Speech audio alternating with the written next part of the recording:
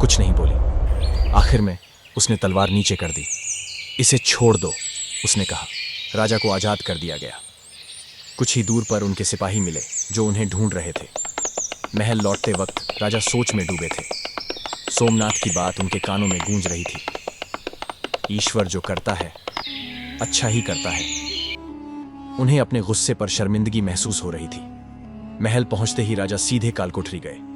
सोमनाथ को बाहर लाओ, उन्होंने हुक्म दिया। जब सोमनाथ सामने आए तो राजा ने उनके सामने सिर झुका लिया। मुझे माफ कर दो, उन्होंने कहा। तुम सही थे, मेरी कटी उंगली ने मेरी जान बचाई। फिर राजा ने सारी कहानी सुनाई, जंगल, डाकू और वो खौफनाक रात। सोमनाथ ने मुस्कुराकर कहा, महाराज, मैंने कहा था ना, ईश्वर जो करता है अच्छा ही करता है। लेकिन राजा का मन अभी शांत नहीं हुआ था। ठीक है, उन्होंने कहा, मेरी उंगली में अच्छाई थी, लेकिन तुम्हें कालकोठरी में डालने में क्या अच्छाई थी? सोमनाथ ने हल्के से हंसते हुए कहा, महाराज, आप जहां जाते हैं मैं आपके पीछे पीछे चलता हूं। अगर मैं जेल में न होता तो उस दिन जंगल में आपके साथ होता। डाकू मुझे भी पकड़ लेते। आप तो अपनी उंगली की वजह से बच गए, पर मैं तो बिल्कुल ठीक ठाक हूं। वो मेरी बलि चढ़ा देते और आज हम यहां बात न कर रहे होते। लेकिन दोस्तों, कहानी यहीं खत्म नहीं हुई। कुछ हफ्ते बाद एक गुप्तचर महल में आया। उसने बताया कि जंगल के डाकू अब राजा से बदला लेने की साजिश रच रहे हैं। वे मानते हैं कि आपका बचना देवी का अपमान था, उसने कहा। राजा घबरा गए, लेकिन सोमनाथ ने फिर वही कहा, ईश्वर जो करता है अच्छा ही करता है। इस बार राजा ने अपने मंत्री पर भरोसा किया।